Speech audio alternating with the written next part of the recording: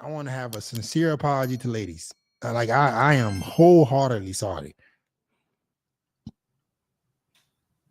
Stop asking what he said and go back and see. Man, these dudes, bro. These dudes are literally crazy. Brian, how you doing there, man? What's going on, bro? How you doing? Thanks for having me, Fit. So I have two questions for you. Hold on. So Real first, quick. Do you acknowledge that this is live and I can use the clips however I choose? sure. How can I help you, man? Yeah, so two questions. I've been watching you for a while. So the first one to do with girls. So I've had a girlfriend for about 3 years now, Mm-hmm. and I finished college, work full time. I'm also a personal trainer on the side as well.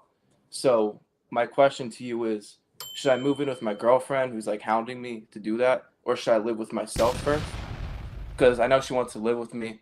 Logically, it would be reasonable because it would split the rent. She works full time too. Or should I, have some time by myself to live in my own apartment? And then, if you want to answer that first, the second question is on like growing my personal training business. But Okay. I never recommend a man to live with a woman. Ever. ever, okay, Ever. I think that's the worst you could do as a man. Until you have kids with her, like that's bro, it's gonna create so much drama and problems. When people usually move in together, they end up breaking up. Right. And then if she's trying to force you to move in with her, that's kind of scary. Why is she trying to like hound you to move in with her? well, I think you could like make this assumption as well. She wants to spend more time together, so that would be kind of having us like also the experiment. Because I've seen other like psychologists, and I'm sure you know of like Jordan Peterson as well. They're Mhm. really against it until you literally put a ring on it and Yeah, marry. They it say makes sense, right? don't even live together. So It I makes agree with sense. that point. It But then makes he's like like, oh, I want to experiment with it. I want to see how we would cohabitate and stuff. So I haven't yet, but I just wanted to get your perspective. yeah. I mean, people recommend against it because of the data. Mm. Like the numbers don't lie, guys. There's no need for you to try to go and you know what's funny about us, men, right? We try to like rewrite the rules and we look at data and like, oh no, that doesn't apply to me. It does apply to you, Mhm. right? If most relationships, like a Jordan Peterson is saying, is gonna end if you get into a fucking relationship. I mean, if you can move in together, like it's not. It's not. This is data. This is numbers. Mhm. I had a dude the other day telling me, "Oh, I put up a source that was AI, and that's funny." Like these motherfuckers are arguing with artificial intelligence. Y'all are smarter than artificial. I've seen it all.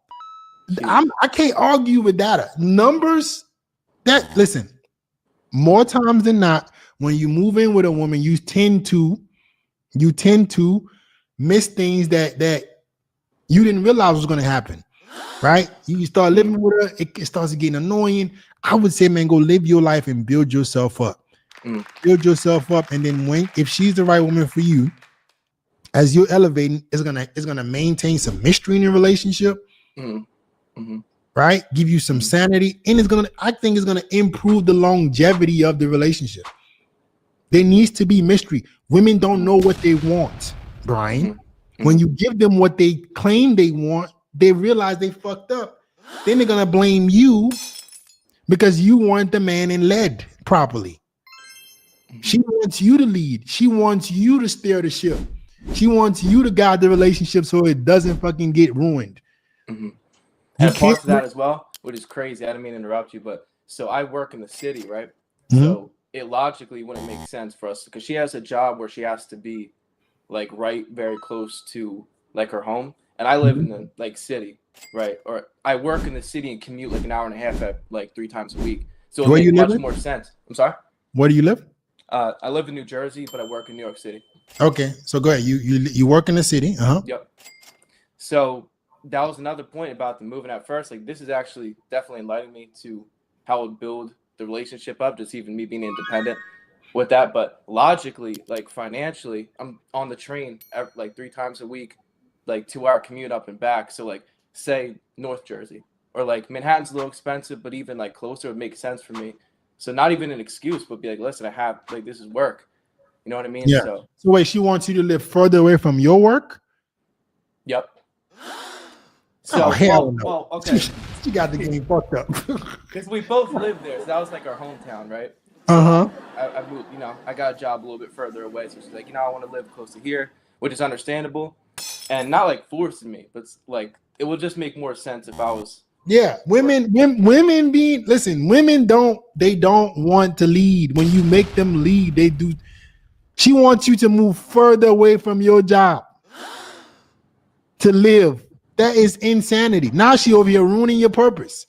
And then you know what? Listen, she's thinking that's a good thing because you get to spend more time with her, but doesn't know that that's going to affect your income, which will create more tension in the relationship, which will bring more problems. People don't think about the consequences of their decisions in their thought process. So yeah, I want my boyfriend to live further from his job, put his job in jeopardy just to make me feel better. Hell no. What the hell?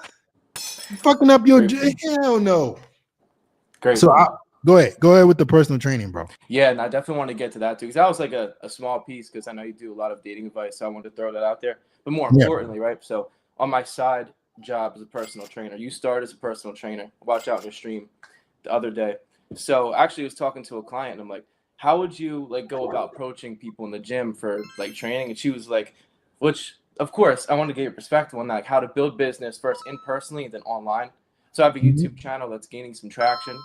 It's called Real Fitness. So I do have that on YouTube.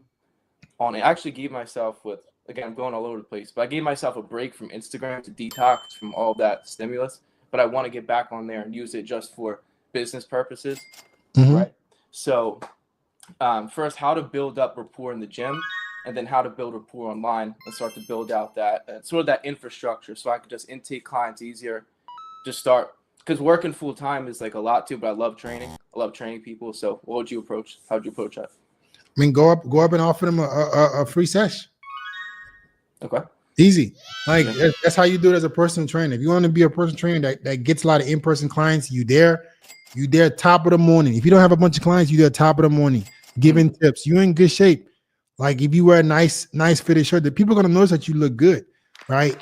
So be like, hey man, if you ever need some help with any exercises or you got a question, don't be afraid to ask me. Cool. When they ask you for some advice, like, hey man, you give them advice that is actually valuable. Like, hey bro, what are some of your goals, man? Oh, well, I just want to lose some weight. Okay, how about, I help you out on a session for free. And then if you like the session, I can maybe explain to you how I can help you out. And then let's see if it makes sense for me to actually be a trainer of yours. Cool. Human beings are selfish.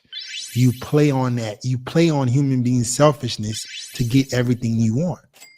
So he might, you giving him a free session, people will be like, oh, free session. You're giving him value up front. And there's a thing called reciprocity. So you give value up front, and then you create a gap where this is sales.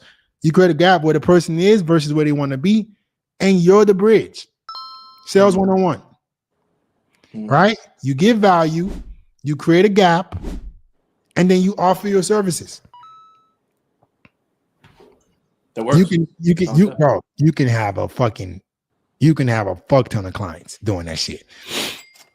That's overwhelmed. Cool. Our gym does something like that, and I need to talk to the director a little bit more because they have like a setup process. But since they know I'm working full time in the city now, they of course, they let the full time trainers eat, so they put a lot of new clients on their calendar. But if I go up in person to say, hey, can I give you like a free session first, see what their needs are? I think that's a good approach. Of course. What gym? What kind of gym are you? Are you in a good gym? I don't know if you ever heard of it. It's called the Newtown Athletic Club in Pennsylvania. It's a pretty big club. It's kind of like a Lifetime Fitness. Like they have a pool, they have a turf, they have like a gym style, like college style weight room. They got a bunch of stuff there. But yeah, man, take advantage of it because you're part time, they're not putting a lot of clients on your calendar. Exactly. Yep. Outwork them motherfuckers, man. All them fucking clients, all them trainers that are in that damn gym getting those clientele, outwork them. I guarantee they can't outwork me. I'll be in that fucking gym 7 a.m. to 7 p.m. I'll rack up clients in a week. Impossible. You're not gonna be able to beat me. Like, I don't give a fuck how many fucking clients they give y'all. I'm gonna be in this fucking gym giving advice, giving help. I will fucking flip the table on y'all ass. Because people are always gonna go where they feel like they get the most value. So if you go in there and you actually give value while they over there thinking they living the life, you can get way more clients than them. And then when you have a good level of clientele, then you don't have to do that as much. You can just focus on your clients. Mm. All right.